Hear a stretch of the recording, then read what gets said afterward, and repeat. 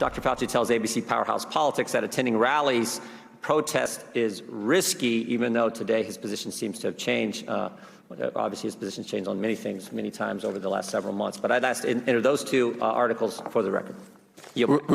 I'll yield to Dr. Fauci. Like I said, any crowd, whether it's a protest, but any crowd in which you have people close together without masks is a risk. And I'll stick by that statement. It's a public health statement. It's not a judgment on why you're there in the crowd. It's a statement related to the fact that you're in a crowd. Thank you, Dr. Fauci. Mr. Chairman, I didn't ask him a question, and you let him respond. I was making unanimous consent. And I'm going to run this meeting. Well, but I would like a chance to respond to what remember, you said. I'm going to chair this meeting. No, I understand you're the chair. That's why I said, Mr. Chairman. Without objection, your statements, whatever you got there, will be entered into the record. And without objection, in a gathering, whether you're protesting or whether you're politicking, any gathering would be risky. And that's what the man has said. With us now, the man you saw chairing the coronavirus hearing on Friday, House Majority Whip, Democratic Congressman Jim Clyburn of South Carolina. Jim, it's always great talking to you, buddy. Thank you so much for being here today. So Jim, I know you're concerned. I know a lot of people are concerned about working Americans who have lost their jobs through no fault of their own through this pandemic, and the fact that Mitch McConnell and the Republicans in the Senate will not pass a bill to provide those working class Americans relief to be able to pay their rent checks or be able to pay their mortgages for their families so they don't get evicted or kicked out of their house. Is there any progress? Are you hearing of any hope of that bill passing in the Senate? Well, I think so. I think there's a little bit of progress, not as much as I would like to see. As you know, the House sent the bill over there over a month ago, and Mitch McConnell made fun of it when it got there. And he's now decided that he wants to do something within a week. But he's had the last 4 or 5 days, and they're still not put anything on the table.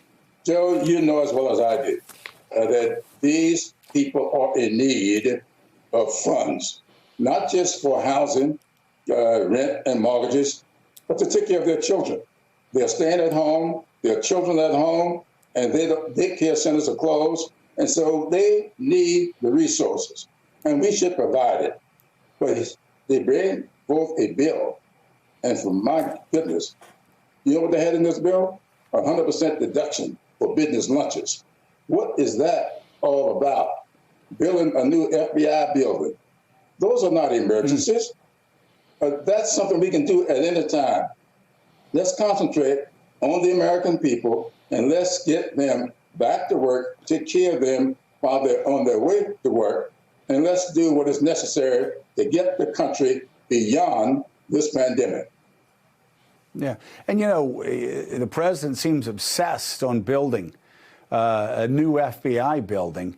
The FBI is supposed to protect American democracy, and yet you look at what's happening at the United States Post Office. The real threat to American democracy is an election where every American doesn't get to vote. Now, you've spent your entire life fighting for the voting rights of all Americans, just like your friend and my friend John Lewis spent his entire life, almost died for that right.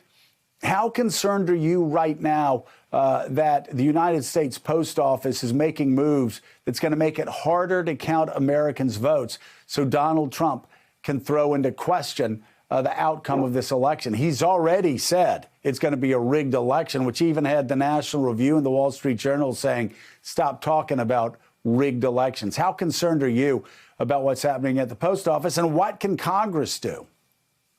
I'm very concerned about that. And I believe that he's talking about it because that's what is his plan. He's always trying to transfer to other people those things that he thinks and the things that he does. That is what the problem is. But here's what the Congress can do. I feel very strongly that we ought to decide that Election Day will be Election Day. But we ought to have an election week we can start voting 30 days out. Most states have absentee or early voting starting about 30 days out. So what's wrong with us passing a law that says all voting should begin 30 days out, and all ballots ought to be postmarked by the midnight, the Saturday before Election Day, and don't start announcing results of those ballots until the polls close on Election Day. There's a very simple fix to this, and the Congress ought to pass it, and the president ought to sign it. And if he refuses to sign this, I think that is what the American people will need to know about what his plans are. I have been saying for 2 years now that this man does not plan to have an election. He does not plan to leave the White House. He plans to install himself as America's first strong man. That's the record that he would like to establish, in my opinion. Yeah, you know, Jim, I've always valued our friendship, and I've always loved talking to you because you talk straight, whether you're in person, whether you're on the House floor, or whether you're on TV. So let's talk straight about some of the things that have been happening in Portland. The federal troops are now talking about coming out. But the head of the NAACP over the weekend had to have a refocus rally to say, hey, let's stop this nonsense. Let's stop this violence. Let's refocus on George Floyd. This is not about anarchy. This is not about violence. It's not about flashing lasers in police officers' eyes. This is about peacefully demonstrating. I'm just wondering, when you look at some of those images out there of protesters, a lot of white protesters as well, being violent and with the lasers. I mean, I've seen a lot of these people at, whether it's protesting WTO or environmental marches. It seems like they just pick whatever gathering they can to try to cause chaos. How angry does that make you that in Portland and in other cities, people have come in and tried to distract from what you've preached your entire life and what John Lewis preached his entire life about nonviolent protesting for the rights of Black Americans and all Americans? Well, there are two things I think about that. John Lewis and I had a long discussion about this the last day that I talked with him on the floor of the House. John and I saw a real danger in this. We felt at the time that there was a threat to this very successful Black Lives Matter movement taking place. And we wanted to call attention to what happened to us back in the 60s, when we lost that effort to sloganary headlines. Burn, baby, burn, cost us tremendous progress back in the 60s. And we did not want to see that happening here. I said very strongly that we ought not play that game. Joe, you know sports well enough to know if the opponent gets you to playing his or her game, they will win. Violence is not our game. That's their game. Mm-mm. Let's not play their game. Being insulting, not our game. That's their game. Let's not play their game. And so I am very concerned about whether or not these are protesters or pretenders. Pretenders like we had in Minneapolis. We saw the image of the guy going down the street, busting out windows, camouflaged himself, and they found out later he was a white supremacist, camouflaging himself as a part of the protesters. So I think some of that is going on. There are some pretenders out there, and I think that they're causing a lot of trouble. But some of the protesters are doing things that they ought not do and doing things that will jeopardize the success of this movement. So I'm calling upon everybody who want to see this country improve.